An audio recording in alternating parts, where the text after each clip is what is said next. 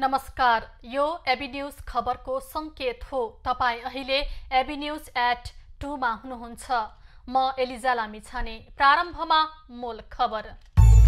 कालीकोटको तिला गुफा नगरपालिका 10 स्थित राणाबाडामा बम विस्फोट, 2 बालबालिकाको मृत्यु, 3 जना घाइते। नेपाली कांग्रेसद्वारा चुनावी घोषणापत्र सार्वजनिक, असंवैधानिक रूपमा प्रतिनिधि सभा विघटन नगर्ने प्रतिज्ञा।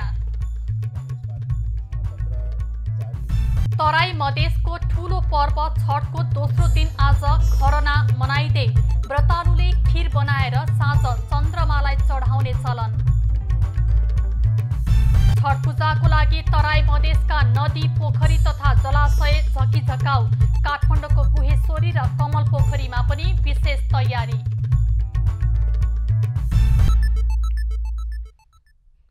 अब खबरको सिलसिला प्रारम्भ गरौं कालीकोटमा विस्फोट सम्बन्धी प्रसंगबाट।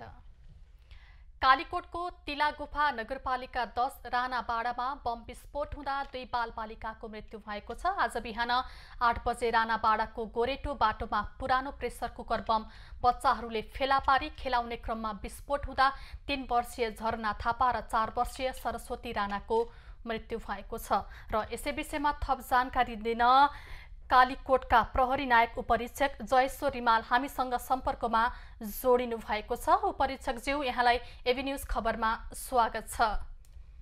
धन्यवाद। उपरीक्षकज्यू, हामीलाई एउटा खबर प्राप्त भएको छ। कालीकोटको तिलाबुखा नगरपालिका 10 राणाबाडामा बम विस्फोट हुँदा 2 बालबालिकाको मृत्यु भएको छ र 3 जना घाइते भएका छन्। तपाईहरूले अनुसन्धान कसरी अगाडि बढाइरहनु भएको छ? सर्वप्रथम म थोरै करेक्सन गर्न चाहे, म नायब उपरीक्षक हो, उपरीक्षक होइन।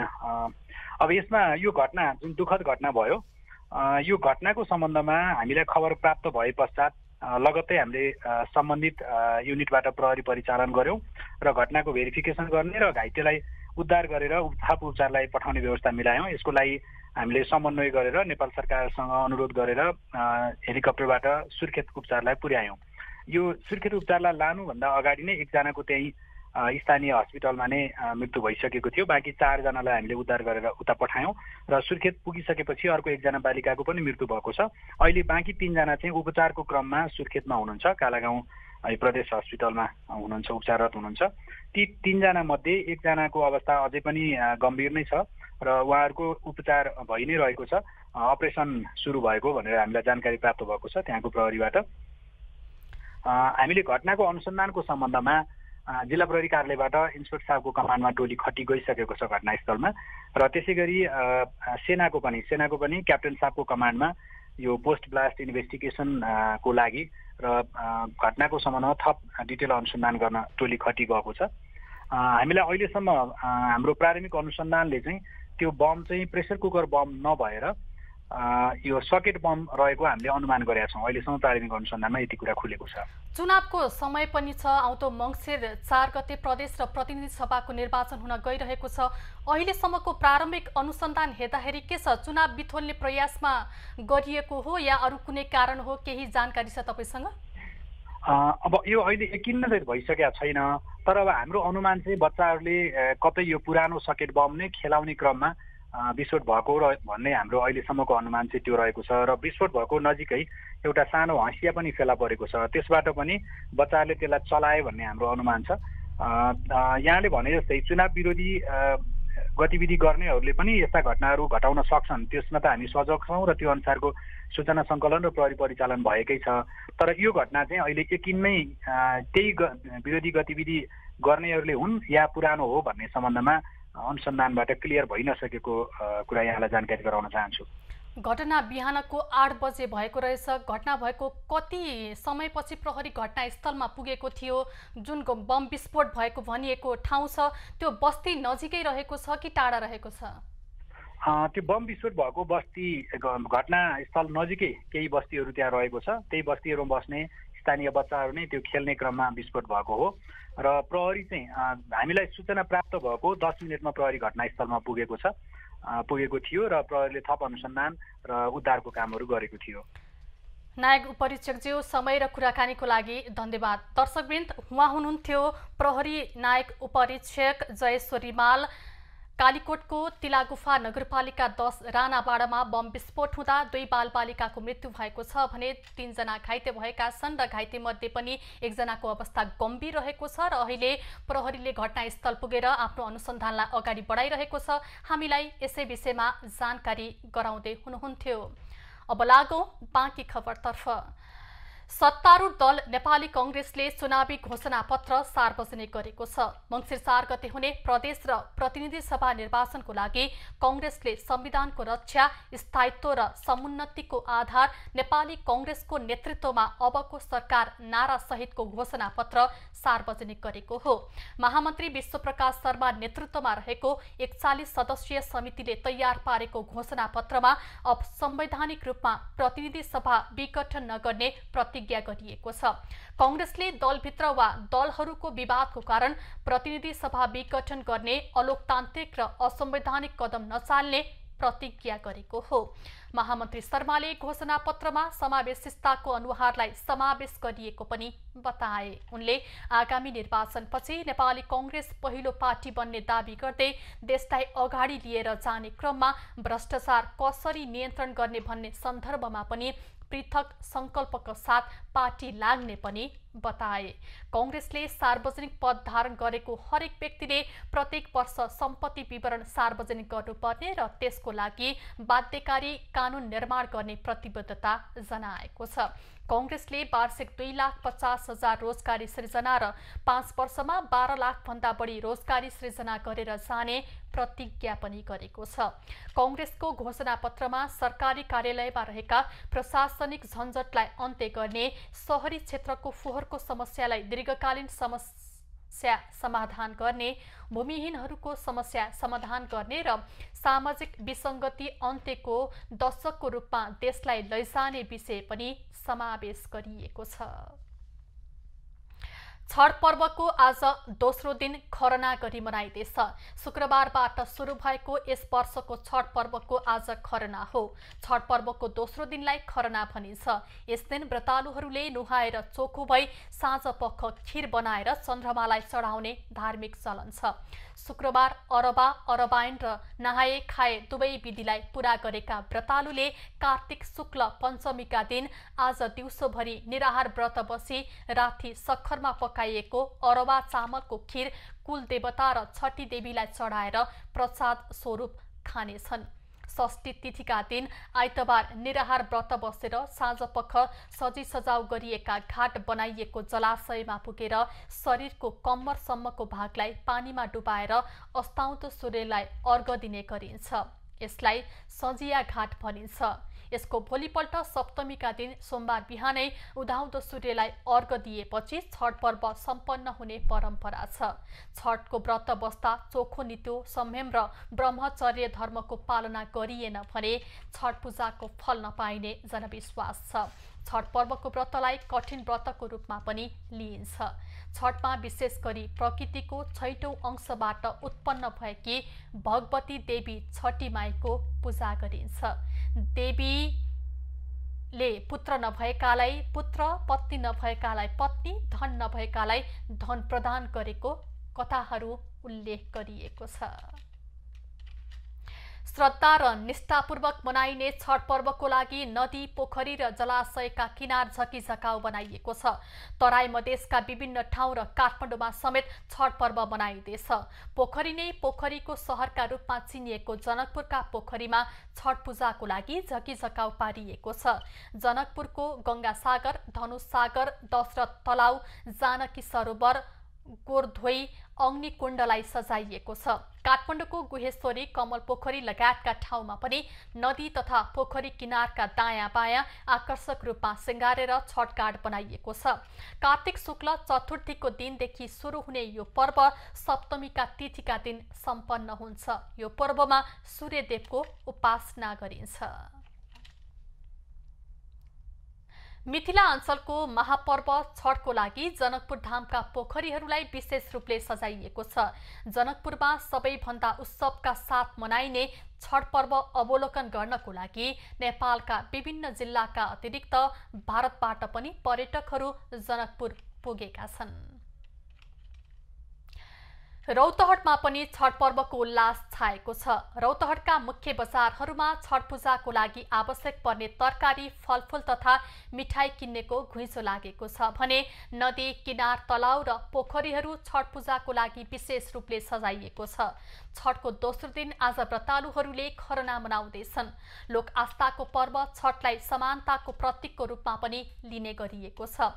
नदी तथा पोखरी किनारका सामूहिक रूपमा छठ पूजा गरिरहँदा धनी र गरिब बीचको भेदभाव अनि सानो र ठूलो भन्ने भावनाको पनि अन्त्य भएको देख्न सकिन्छ।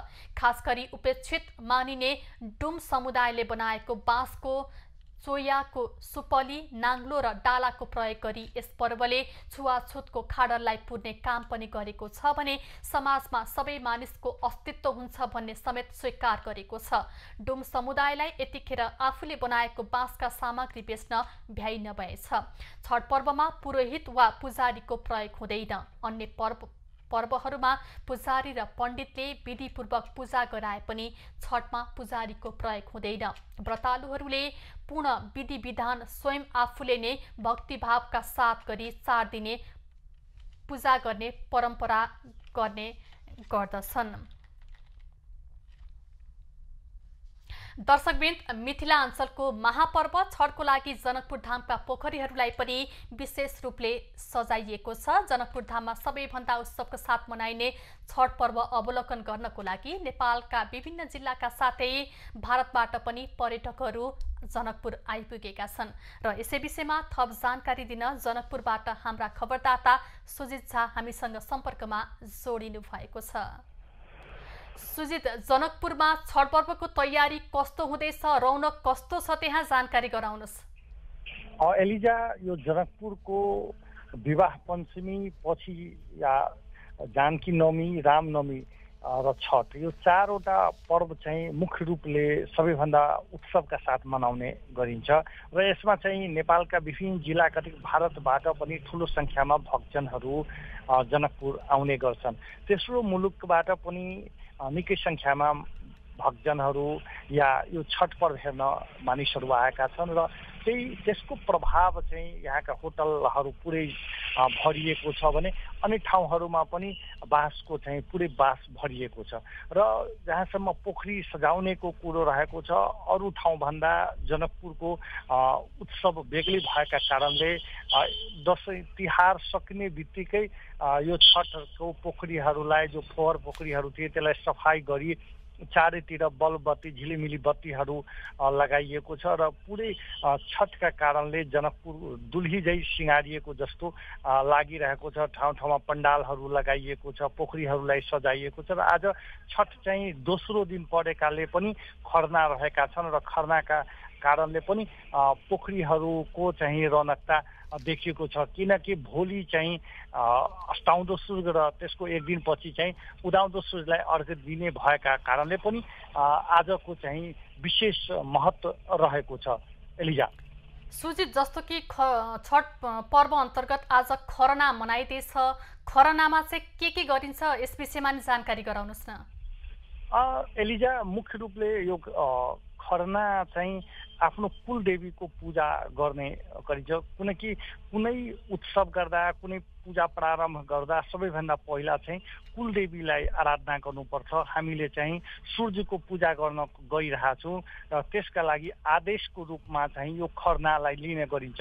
आफ्ना घरमा चाहिँ यो पोखरीमा नभइकन आफ्ना घरमा चाहिँ शक्करका चाहिँ खिर बनाउने गरिन्छ र त्यो खिरलाई चाहिँ आफ्ना कुलदेवीलाई पूजा गर्ने गर्छ र यो त्यो पूजाको अत्यधिक महत्त्व रहेका छन्। आज चाहिँ निराहार व्रत बसेर साँझ पख चाहिँ मात्रै चाहिँ कुलदेवीको पूजा गर्छन्। त्यसका लागि फेरि चुल्हो चाहिँ नयाँ चुल्हो बनाएको हुन्छ। हरेक सामग्री चाहिँ नयाँ बनेको हुन्छ त्यो नयाँ सामग्रीले एकदम निष्ठापूर्वक चाहिँ आज चाहिँ खिर बनाउँछ र खिर चाहिँ आफ्ना कुलदेवीलाई चढाउने गरिन्छ।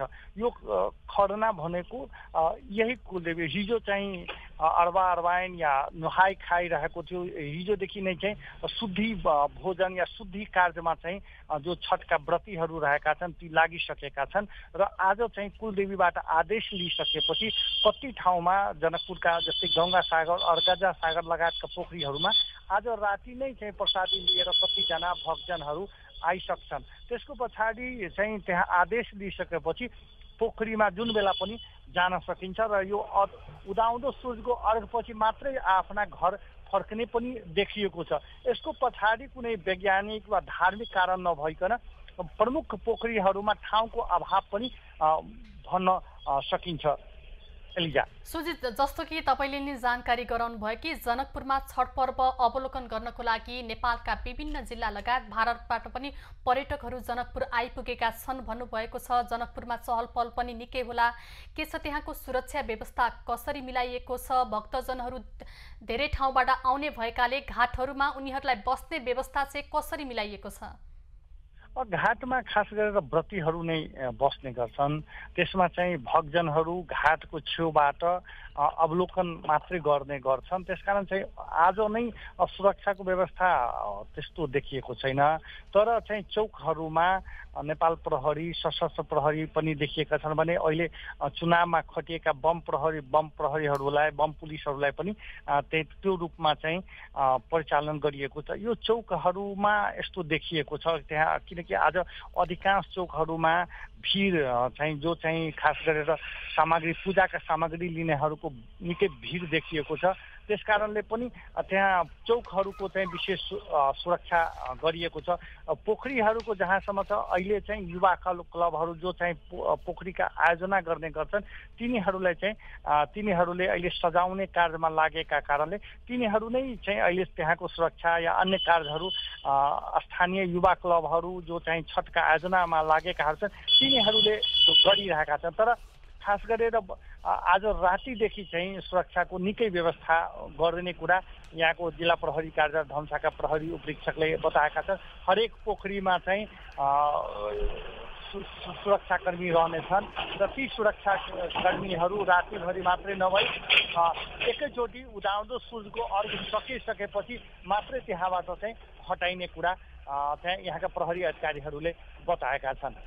सुजित, जानकारीको लागि धन्यवाद। दर्शकवृन्द, उहाँ हुनुहुन्थ्यो हाम्रा खबरदाता सुजित झा जनकपुरबाट। जनकपुरमा पनि सबैभन्दा उत्सवका साथ मनाइने छठ पर्वको तयारी तीव्र गतिमा भइरहेको छ र जनकपुरमा छठ पर्व अवलोकन गर्नको लागि नेपालका विभिन्न जिल्ला लगायत भारतबाट पनि पर्यटकहरू जनकपुर आइपुगेका छन्। हामीलाई यसै विषयमा जानकारी गराउँदै हुनुहुन्थ्यो। दर्शकवृन्द, छठ पर्व तराईका जिल्लाहरूमा विशेष गरी तराईका जिल्लाहरूमा मनाइन्छ र अब यतिखेर हामी सिराहातर्फ लाग्दैछौँ। सिराहामा छठ पर्वको रौनक कस्तो रहेको छ यसै विषयमा थप जानकारी दिन सिराहाबाट हाम्रा खबरदाता शुभनारायण कमाती हामीसँग सम्पर्कमा जोडिनु भएको छ। शुभनारायण, सिराहामा छठ पर्वको रौनक कस्तो रहेको छ, जानकारी गराउनुहोस्।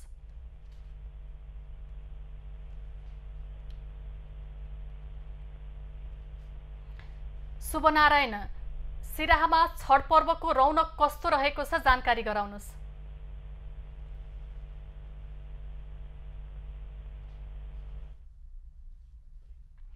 दर्शकवृन्द, प्राविधिक समस्याको कारणले गर्दाखेरि हामीले हाम्रा खबरदातासँग कुराकानी गर्न असमर्थ रहेका छौँ। हामी प्रयास गर्नेछौँ उनीसँग जोडिनको लागि। शुभनारायण, सिराहामा दर्शकवृन्द छठ पर्वको तयारी सिराहामा पनि तीव्र रूपमा भइरहेको छ। जिल्लाका घाटहरूमा घाटहरूलाई बेहुली झैँ सिगारिएको छ। यसैगरी तराईका अन्य जिल्लाहरूमा पनि छठ पर्वको तयारी तीव्र रूपमा पारिएको छ र हाम्रा खबरदाता हामीसँग पुनः सम्पर्कमा आउनुभएको छ। शुभनारायण, सिराहामा छठ पर्वको तयारी कस्तो हुँदैछ, जानकारी गराउनुहोस्। एलिजा, सिराहा जिल्लामा सिराहाको सदरमुकाम सिराहा लाहान, गोलबजार, बिर्सैया, कमला नदी, बलान नदीहरूमा छठ पर्वको एकदम तयारी भइराखेको छ, घाटहरू निर्माण भइराखेको छ भनेदेखि बजारमा यो छठको लागि चाहिने सामग्रीहरूको खरिद बिक्री भइराखेको छ। सिराहाका विभिन्न घाटहरू पोखरीहरूलाई पनि सजाउने काम भइरहेको छ होला, त्यस विषयमा नि जानकारी गराउनुस् न।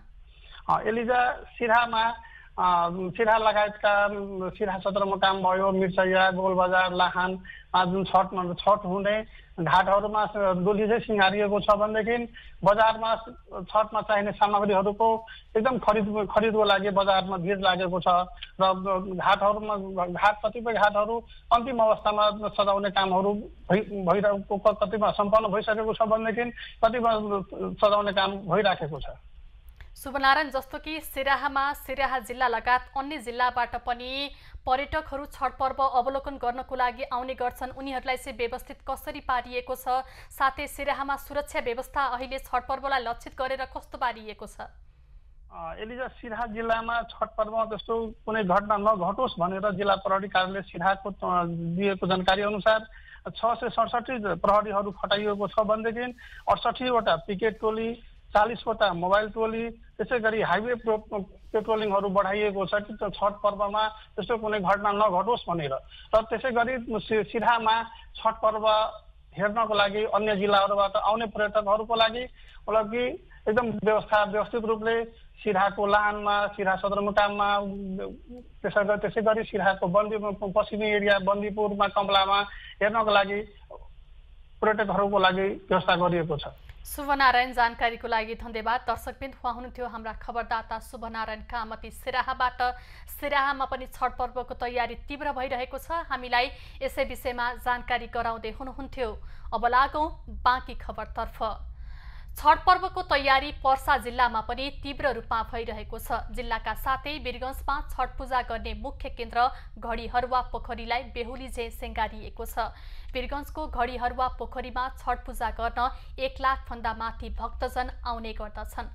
छठ पूजाको लागि घडीहरुवा पोखरीको सुरक्षा व्यवस्थाको जिम्मेवारी नेपाल प्रहरी र सुरक्षा प्रहरी बलको सहयोगमा पोखरी व्यवस्थापन सुरक्षा उपसमितिलाई दिएको छ। छठ पूजाको पूर्व तयारी स्वरूप पोखरीमा सशस्त्र प्रहरी बल 13 नम्बर गणको टोलीले आज विशेष सरसफाई गरेको थियो। खबरको सिलसिला अझै जारी छ, हामी सँगै रहनुहोला। अब बाँकी खबर। महोत्तरीको भंगाहामा भएको द्विपक्षीय झडपबारे छानबिन गर्न गृह मन्त्रालयले 5 सदस्यीय समिति गठन गरेको छ। गृह मन्त्रालयका सहसचिव शिवराम पोखरेलको संयोजकत्वमा 5 सदस्यीय समिति गठन गरिएको हो। छानबिनको लागि समितिलाई 7 दिनको समय दिएको छ। समितिमा सहसचिव पोखरेल सहित नेपाल प्रहरीका डीआईजी उमेश राज जोशी, सशस्त्र प्रहरी बलका डीआईजी किशोर प्रधान, राष्ट्रिय अनुसन्धान विभागका सह अनुसन्धान निर्देशक विष्णुमणि आचार्य र गृह मन्त्रालयका उपसचिव विश्वराज मरासेनी सदस्य छन्। बिहिबार बंगाहा नगरपालिका 8 पडरियामा छठ पर्वको अवसरमा आयोजना गरिएको कलश यात्राको समयमा हिन्दू सम्राट समूह नेपाल र मुस्लिम समुदाय बीच झडप भएको थियो। झडपमा पनि 3 दर्जन भन्दा बढी घाइते भएका थिए। झडपपछि प्रशासनले भंगाहाका केही क्षेत्रमा कर्फ्यू जारी गरेको थियो। शुक्रबार दुवै पक्षबीच सहमति भएसँगै अवस्था सामान्य हुँदै गएपछि शुक्रबार रातिदेखि जिल्ला प्रशासन कार्यालय महोत्तरीले कर्फ्यू हटाएको छ। डेंगू संक्रमितको संख्या कम हुन थाले पनि खतरा अझै नटरेको विज्ञहरूले बताएका छन्। नेपालमा हालसम्म 43,685 जनामा डेंगू संक्रमण भइसकेको छ। संक्रमणबाट 51 जनाको मृत्यु भएको छ। हालसम्म काठमाडौँमा 12,953, ललितपुरमा 9,122 र भक्तपुरमा 3,107 जनामा डेंगू पुष्टि भएको छ। काठमाडौँ उपत्यका बाहिर दाङमा 2,108 जनामा संक्रमण भएको छ। त्यस्तै चितवनमा 1911, कैलालीमा 426, बारामा 230, बर्दियामा 168, बाँकेमा 153, सर्लाहीमा 117 जनामा डेङ्गु देखिएको छ।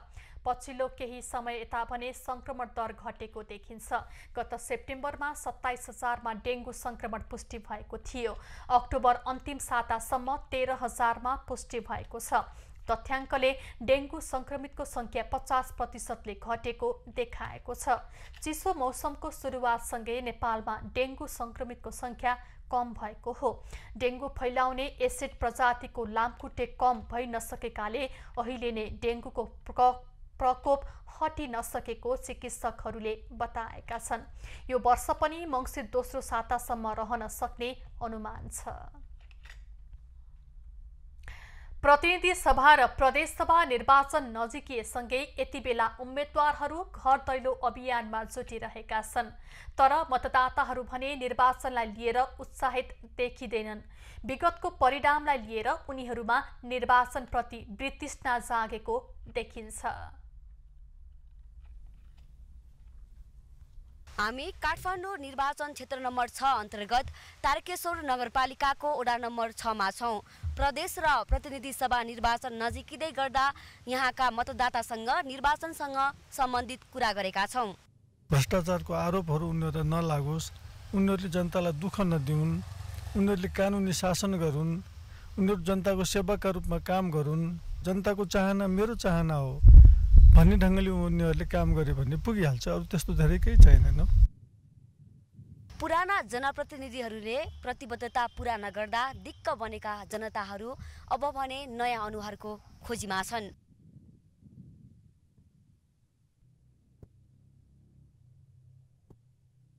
नयाँ मान्छेहरू आएको होइन, यस्तो चाहिँ अब युवाहरूलाई राम्रोलाई दिनुपर्छ के भोट दियो भने। पुरानो मान्छेलाई दिएर केही देश बनेन, सबै बेचेर खाएर सिधाइसक्यो हो। किन भन्नु त के काम लाग्यो? त्यही आफ्नै मात्रै हेरेको छ सबै नेताहरूले, पुरानो नेताहरूले। कस्तो भने बालन जस्ता नयाँ उत्साह भएका पढे लेखेका बुद्धिजीवी त्यस्ता हामीहरूलाई धेरै चाहिए होइन, 25 जना भए पुग्छ।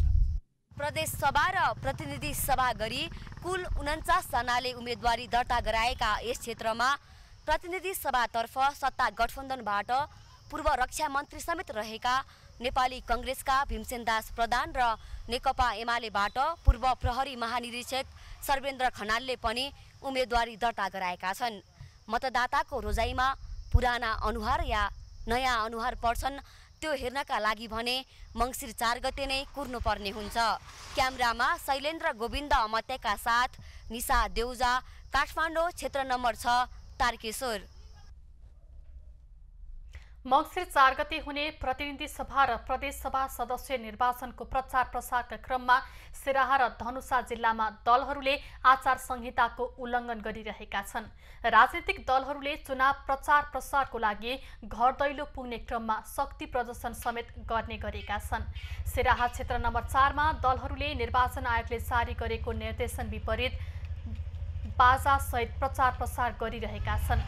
सिराहा 1, 2 र 3 मा पनि व्यापक रूपमा आचार संहिता उल्लङ्घन भइरहेको छ।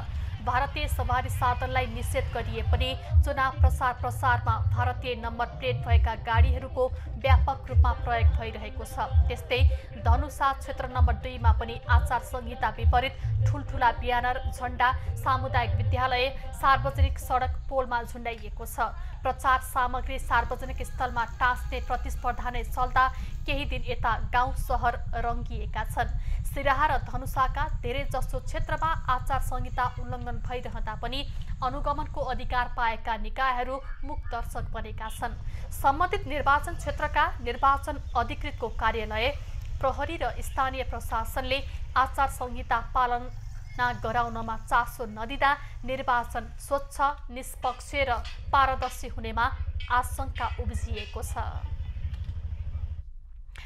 प्रतिनिधि सभा तथा प्रदेश सभा सदस्य निर्वाचनको मिति नजिकिएसँगै जिल्लामा चुनावी सरगर्मी बढेको छ। चुनावी सरगर्मी बढेसँगै प्रतिनिधि सभा र प्रदेश सभा निर्वाचनमा उम्मेदवारी दिएका उम्मेदवारहरू मतदाताको घर दैलो अभियानमा जुटेका छन्। विशेष खबरको साथमा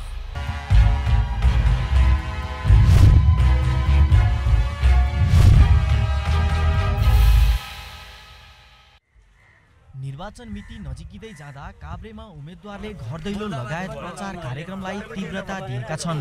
काभ्रेको प्रतिनिधि सभा क्षेत्र नम्बर 1 मा गठबन्धनबाट नेकपा माओवादी केन्द्रका पोलिट ब्युरो सदस्य तथा पूर्व राज्य मन्त्री सूर्यमान दोङ र राप्रपा नेपालको महामन्त्री परित्याग गरी एमाले प्रवेश गरेर हाल एमाले पोलिट ब्युरो सदस्य तथा पूर्व राज्य मन्त्री रमेश लामा बीच चुनावी प्रतिस्पर्धा हुने आकलन गरिएको छ।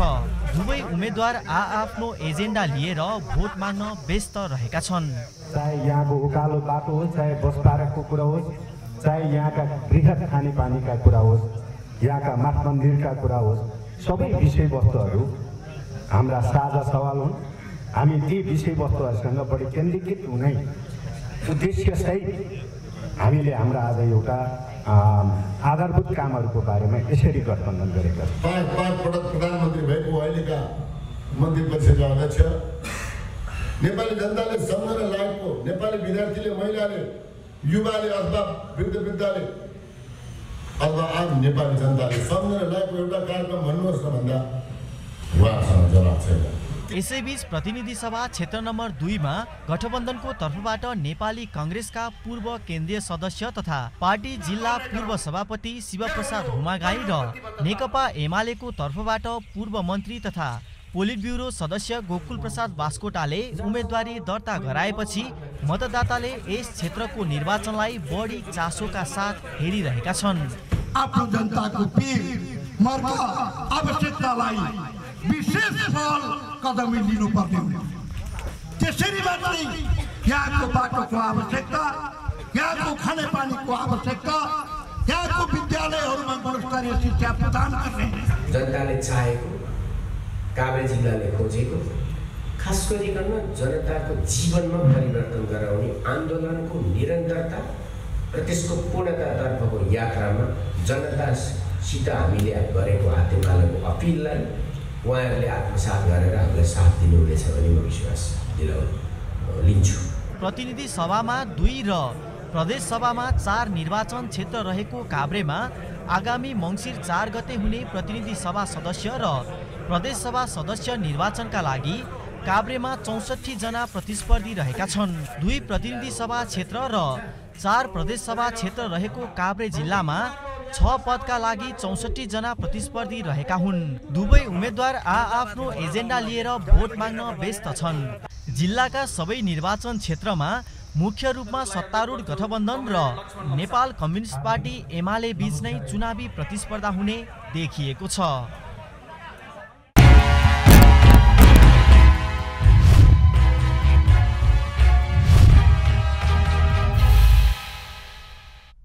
पूर्वी पाल्पाको रामपुरमा रहेको ताल पोखरा यति बेला पाल्पा घुम्न जाने पर्यटकको मुख्य आकर्षक गन्तव्य बनेको छ। बिदाको अवसरमा घुम्न जानेदेखि बाहिरी जिल्लाबाट शैक्षिक अवलोकन भ्रमणमा पुग्ने जो कोहीको रोजाइमा परेसँगै ताल पोखरामा पुग्ने पर्यटकको संख्या समेत वृद्धि हुँदै जान थालेको हो। फेवातालको झल्को मेटाउने पाल्पाको ताल पोखरा 2 दशक अगाडिसम्म सानो पोखरीमा सीमित थियो। ताल पोखरालाई क्षेत्र विस्तार गरी कास्कीको फेवातालको स्वरूप र शैलीमा पूर्वाधार निर्माण गरिएसँगै यति बेला ताल पोखरामा जाने पर्यटकको उल्लेख्य वृद्धि हुन थालेको छ। बाहिरबाट आउने मान्छेहरू रामपुर आइसके पछाडि ताल पोखरा आउनुपर्छ, ताल पोखरा घुम्नुपर्छ भन्ने सोचका आधारमा धेरै आउने गर्नुभएको छ र यहाँ धेरै भिडभाड पनि छ र विगत 2-3 वर्षदेखि धेरै मान्छेहरूको घुम चलाउने गरेको छ। स्थानीय नगर सरकारले समेत पर्यटन प्रवर्धनका लागि डुङ्गा दौड प्रतियोगिता समय समयमा सञ्चालन गर्दै आएको छ। 3 वर्ष कोभिड-19 का कारण थला परेको पर्यटन व्यवसाय पछिल्लो समयमा सर्वसाधारणलाई खुला गरिएपछि आन्तरिक पर्यटकको मुख्य रोजाइमा ताल पोखरा परेको हो।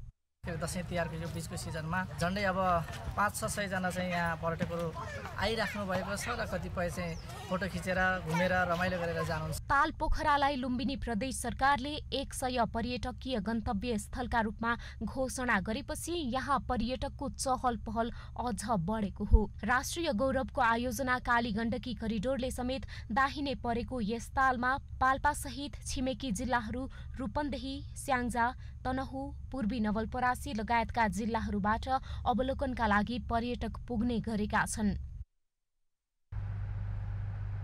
करोडौं रुपैयाँ खर्च गरेर निर्माण गरिएको रौतहटको चन्द्रपुर नगरपालिका 2 स्थित शहीद स्मृति पार्क अहिले झाडीमा परिणत हुँदै गएको छ। संरक्षण र प्रबन्धनको अभावमा सो पार्क र त्यहाँका संरचनाहरू दिनानुदिन जीर्ण हुँदै गइरहेका हुन्। रौतहटको चन्द्रपुर नगरपालिका 2 स्थित शहीद स्मृति पार्कमा धेरैभन्दा धेरै पर्यटक भित्र आएर पर्यटनको विकास गर्ने लक्ष्य अहिले लक्ष्यमा नै सीमित भएको छ। बनटोल महिला सामुदायिक वनको करिब 14 रोपनी क्षेत्रफलमा फैलिएको सो शहीद स्मृति पार्क अहिले झाडीले ढाकिएको छ। स्थानीय सरकारले विगत 5 वर्षमा पार्कका लागि जम्मा 5 लाख रुपैयाँ बजेट छुट्याएको छ। निर्माण अवधिदेखि नै पार्कको स्वामित्वमा विवाद आइरहेको छ। सो पार्कको व्यवस्थापन हाल शहीद स्मृति पार्क व्यवस्थापन समितिले गर्दै आइरहेको छ। तर बनटोल महिला सामुदायिक वन उपभोक्ता समूहले पनि स्वामित्व दाबी गर्दै आएको छ। भएको पर्यटन क्षेत्रलाई चाहिँ स्तरोन्नति गर्नुको सट्टा नयाँ नयाँ पर्यटन चाहिँ क्षेत्रहरू चाहिँ खोजी गरेर बजेट बाँड्ने काम मात्र भइरहेको छ। जुन चाहिँ वर्षौंदेखि भइरहेको संरचनाहरूलाई चाहिँ जगेर्ना गर्ने तर्फ कसैको पनि ध्यान गएको देखिँदैन। स्वामित्वको विवादले गर्दा आफूहरूले त्यसमा चाहेर पनि केही गर्न नसकेको स्थानीय सरकारको गुनासो छ। यो पार्कलाई व्यवस्थित तरिकाले एउटा मास्टर प्लान बनाएर त्यसले एउटा चाहिँ हाम्रो नगरको नै एउटा नमुना पार्कमा बनाउने भन्ने हामीले सङ्कल्प गर्छौँ। पूर्व पश्चिम लोकमार्गसँगै जोडिएको सो पार्कमा वनभोज खाने घुम्ने पर्यटकहरूका लागि नभई लोकमार्ग हुँदै यात्रा गर्ने यात्रुहरूका लागि पनि एकछिन सुस्ताउने राम्रो गन्तव्य बन्ने प्रचुर सम्भावना थियो। तर पार्कका घुम्ने स्थानमा जताततै झाडी र फोहोर हुँदा अहिले पर्यटकहरूको आवागमन शून्य बराबर छ।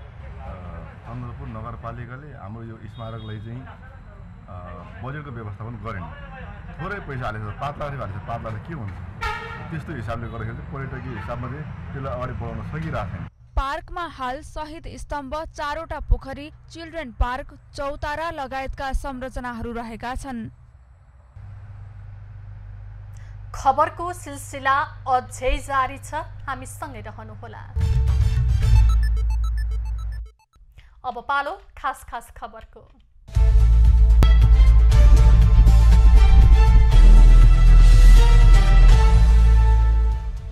महाकाली नदी पारी भारतले सडक चौडा पार्ने क्रममा विस्फोट गराउँदा उछिटिएको ढुङ्गा लागेर दार्चुलामा एक बालकको ज्यान गएको छ। हिजो भएको घटनामा ब्यास गाउँपालिका 2 टुम्लिङका हिक्मत महराका छोरा 9 वर्षीय पवनको ज्यान गएको हो। हिक्मतकी छोरी 14 वर्षीय सरिना घाइते भएकी छिन्। निर्वाचन आयोगले अमुक नेता विरुद्ध संगठित रूपमा गरिने दुष्प्रचार अभिव्यक्ति स्वतन्त्रताभित्र नपर्ने बताएको छ। विभिन्न दलका शीर्षलाई भोट नदिन आह्वान गर्दै नो नट अगेन भन्ने अभियान सामाजिक सञ्जालमा सञ्चालन गरिएपछि आयोगले त्यसलाई रोक्न चेतावनी दिएको थियो। आयोगले उक्त चेतावनी अभिव्यक्ति स्वतन्त्रताको विरुद्ध रहेको भन्दै विरोध भएपछि आयोगले त्यसको जवाफ दिएको हो। निर्वाचन आयोगले आगामी निर्वाचनको लागि मतपत्र तथा निर्वाचन सामग्रीको ढुवानी कार्यलाई तीव्रता दिएको छ। हालसम्म समानुपातिक तर्फको प्रतिनिधि सभा तथा प्रदेश सभाका मतपत्र 8वटा जिल्ला बाहेक सम्पूर्ण जिल्लामा ढुवानी भइसकेको र केही दुर्गम जिल्लामा बाटोघाटो अवरोध भएको कारण मतपत्र ढुवानीको काम बाँकी रहेको आयोगले जनाएको छ।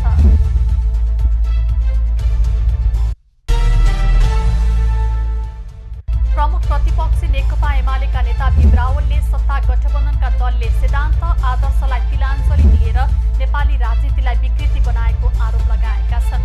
मङ्सिर 4 को चुनावमा समेत तालमेल गर्ने निर्णय गरेका 5 दलीय गठबन्धन विरुद्ध रावलले आक्रोश व्यक्त गरेका हुन्।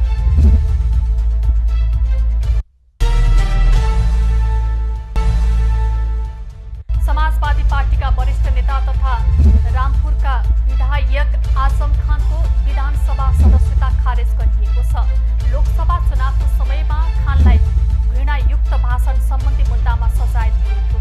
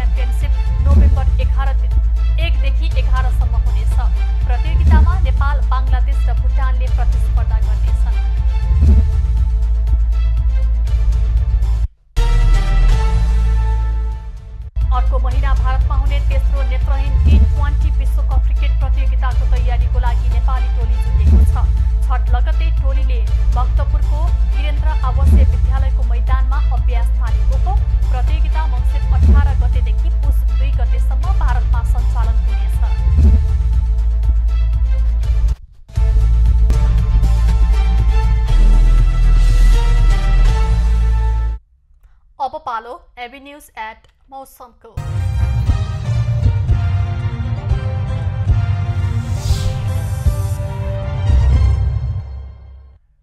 हाल देशका पहाडी भूभागमा आंशिकदेखि सामान्य बदली रही बाँकी भूभागमा मौसम सामान्यता सफा रहेको छ।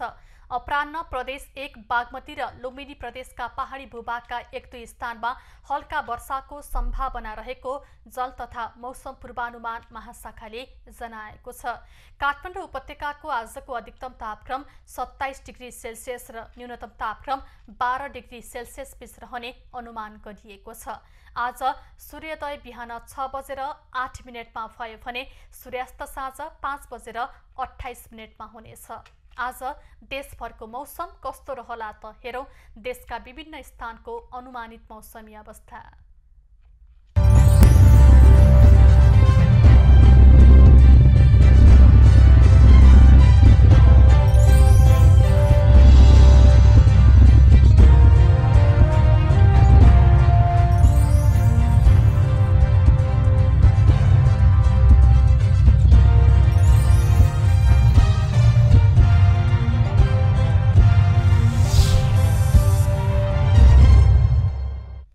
अहिलेलाई खबरको क्रम यति नै। एबी न्यूज खबरका यी सहित अन्य विस्तृत खबरको लागि www.abnews.tv लगइन गर्न सक्नुहुनेछ। युट्युब, फेसबुक र ट्विटरमा पनि हामीलाई फलो गर्न सकिनेछ। खबरभित्रको खबरको लागि हेर्दै रहनुहोला एबी न्यूज खबर। नमस्कार।